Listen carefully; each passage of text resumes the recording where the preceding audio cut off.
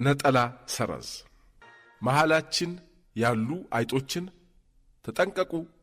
ራሴን አጠፋሁና ሌሎችም መጽሐፉ አዚዝ ነሲን ጸሐፊው ኤፍሬም እንዳለ ተርጓሚው። ከዕለታት አንድ ቀን ከአገሮች በአንዷ ይህ የፈጠራ አፈታሪክ አይደለም። ትክክለኛው ነገር የሆነበትን ስፍራና ጊዜ በመጥቀስ ክስተቱን መተረክ ነው። ጊዜው ከክርስቶስ ልደት በኋላ በሆነ ወቅት፣ ስፍራው ደግሞ በምድር በሆነ ቦታ። ጊዜና ስፍራውን ካወቅን ዘንዳ ወደ ትረካው እንሄድ። በተጠቀሰው ጊዜና ስፍራ በጣም ግዙፍ ጎተራ ነበር። ጎተራው በምግብ፣ በልብሶች፣ በጽዳት ዕቃዎች፣ በሌላም የተሞላ ነው። ሁሉም ነገር በስርዓት ተደርድሯል። ሩዝ፣ ባቄላና ምስር ባንድ በኩል፣ ስንዴ፣ ገብስ፣ አጃ በሌላ በኩል፣ ሳሙና፣ ዘይትና ቅቤ ባንድ ወገን ተደርድረዋል። ጫማና ልብሶችም በሌላ ወገን ይገኛሉ። ይህን ጎተራ የሚያስተዳድረው አንድ ብቁ ሁሉን አውቃለሁ ባይ ሰው ነው። አንድ ቀን ይህ ብቁ ሁሉን አወቅ ሰው ጎተራው በአይጦች ስለተወረረበት የሚያደርገው ይጠፈዋል። ምግቡ ግን በቀን እየቀነሰ ሄደ።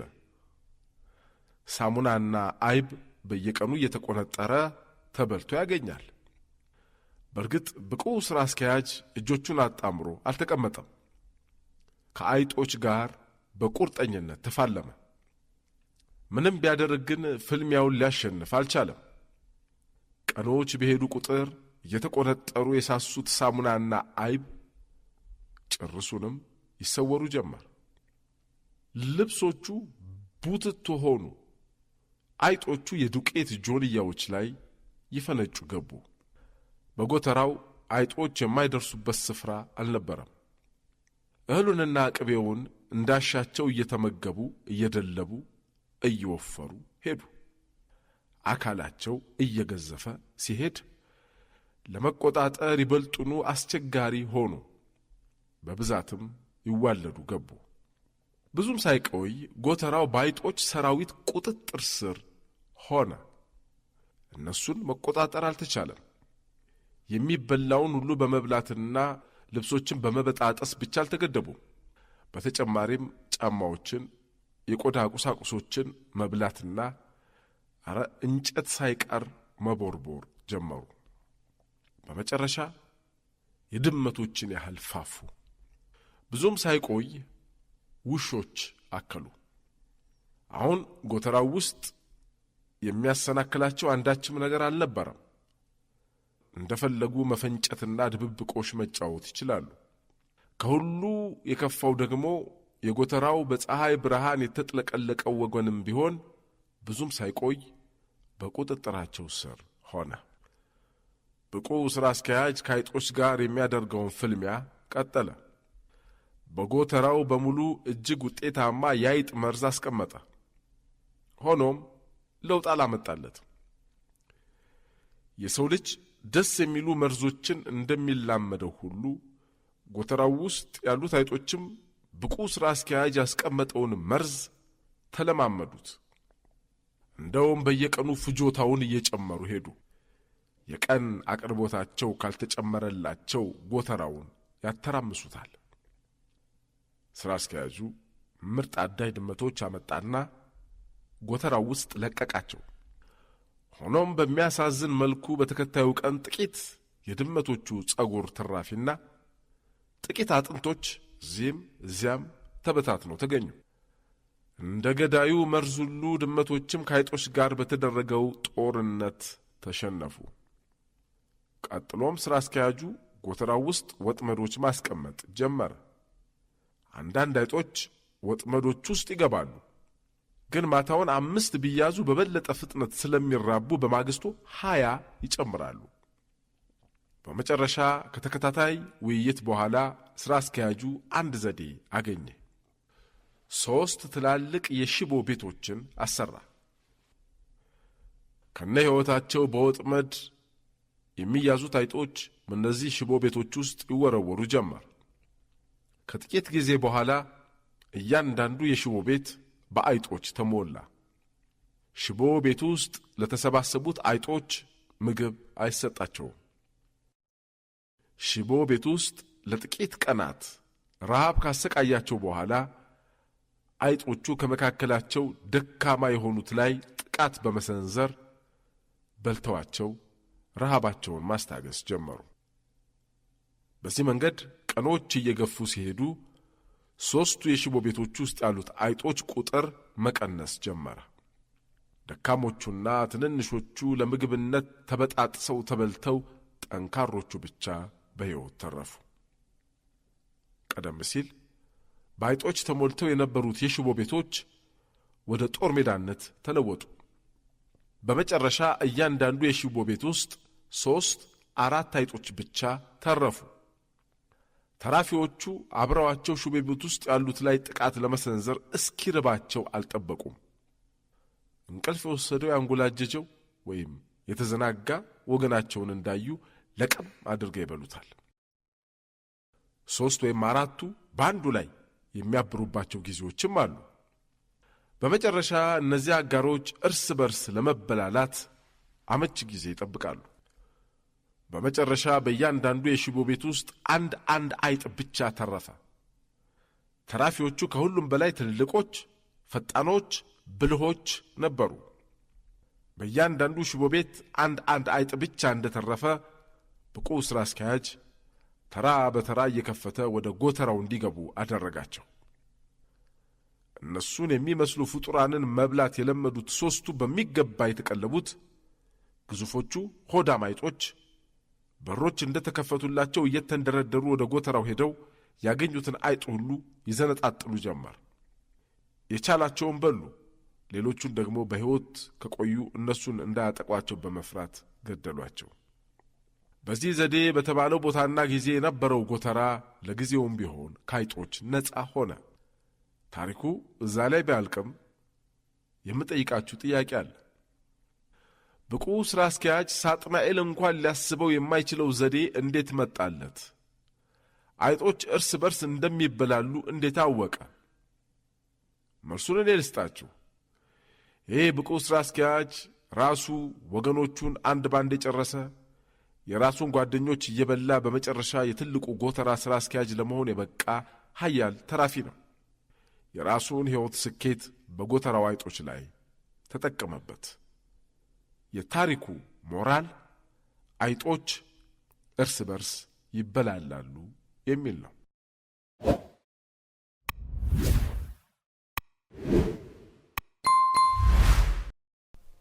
አምስት ስድስት ሰባት እና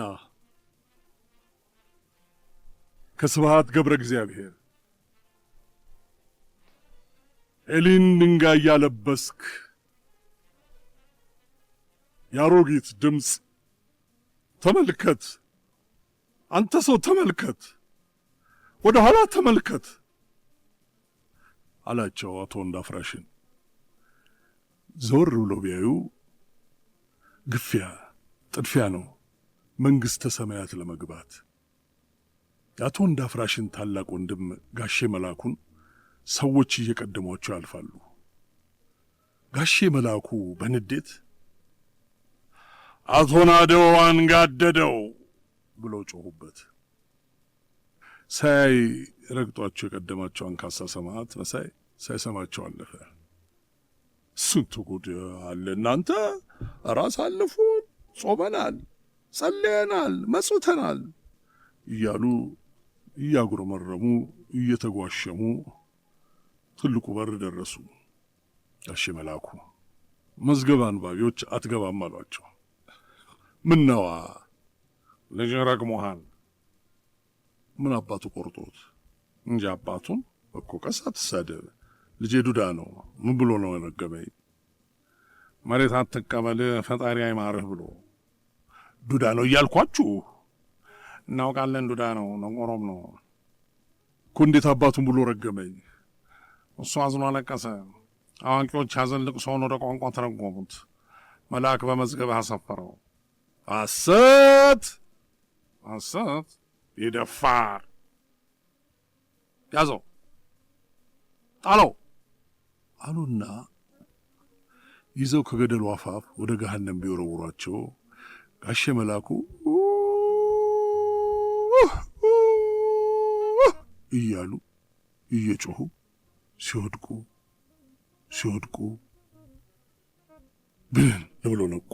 አቶ እንዳፍራሽ እኚህ ፍራሽ አዳሽ በስመ አብ ወወልድ ወመንፈስ ቅዱስ አሐዱ አምላክ ከደከ ሰይጣን አሉ አቶ እንዳፍራሽ እያማተቡ በሌሊቱ በወድቅቱ እንደ ተጋደሙ ስለዚህ ህልም እያሰቡ ረጅም ጊዜ ቆዩ። ወንድማቸው ጋሼ መላኩ ከሞቱ 7 ዓመት አልፏቸዋል። ዛሬ መምጣታቸው ምን ይባላል? ደሞ የወንዱዳ ልጅ ነው እሱ። ጋሽ መላኩ አልወለዱ ምን ማለት ይሆን? እንዲህ እያሰላሰሉ ቀስ በቀስ እንቅልፍ ሸለብ እያደረጋቸው ገና ጨርሶ ሳይወስዳቸው ሌላ ህልም ድቅን አለ ከፊታቸው። ጋሼ መላኩ ባህታዊ ሆነው ከስተው መንምነው አጥንት ብቻ ቀርቶ በዘንጋቸው ወደ ዋሻቸው በኩል እየጠቆሙ ናልንገር ወንዳፍራሽ አሏቸው። አቶ ወንዳፍራሽ ፈርቶ እምቢ ሊሉ ፈለጉ። ጋሼ መላኩ እየጎተቱ ወደ ዋሻው አስገቧቸው። ዋሻ ውስጥ እንደገቡ አሁንም የአሮጊት ድምፅ ስማ አንተ ሰው ስማ፣ ወደ ኋላህ ስማ አሏቸው። ፈጣሪም ሴት ልጁን ሕይወትን ለሞት ዳረለት፣ ሞትም ሰይጣንን ሚዜ ሆነኝ አለው። እርጅና ጨምዳዳፉን እያጣጣመ ወደ አቶ እንዳፍራሽ በኩል ሲመጣ አቶ እንዳፍራሽ ሊሸሹ ዞር ቢሉ ጋሼ መላኩ የዋሻውን በር በትልቅ ድንጋይ ድፍን ሲያደርጉባቸው እርጅና ሊይዛቸው እጁን ሰደድ አድርጎ አፈፍ ሊያደርጋቸው ሲል ብንን አሉ። አሁን ከእንቅልፋቸው በስመ አብ ወወልድ ወመንፈስ ቅዱስ አሐዱ አምላክ ከደከ ሰይጣን። አቶ እንዳፍራሽ ሌላ ህልም እንዳያዩ ፈሩ። ተነስተው ወደ ቤተ ክርስቲያን ሄዱ። ከቅዳሴ በኋላ ወደ ቤታቸው ሲያዘግሙ ድንግጥ አሉ። ስለሰሙት ያንን የአሮጊት ድምፅ በህልማቸው አንተ ሰው ተመልከት፣ አንተ ሰው ስማ ያላቸውን የጀመሩትን እርምጃ ሳይጨርሱ መሃል ቤት ድርቅ ብለው ቀሩ። ያ የአሮጊት ድምፅ በዝግታ በቀስታ እንዲህ ይላል። ኤሊን ድንጋይ ያለበስክ ዕውራ ሙራን የምትመግብ አምላክ፣ ዮናስን በአሳ ሆድ ያኖርክ የጠበቅክ አምላክ፣ እኔንስ አለሁ አትለኝም ወይ? ምሳዬን አትጥልልኝም ወይ?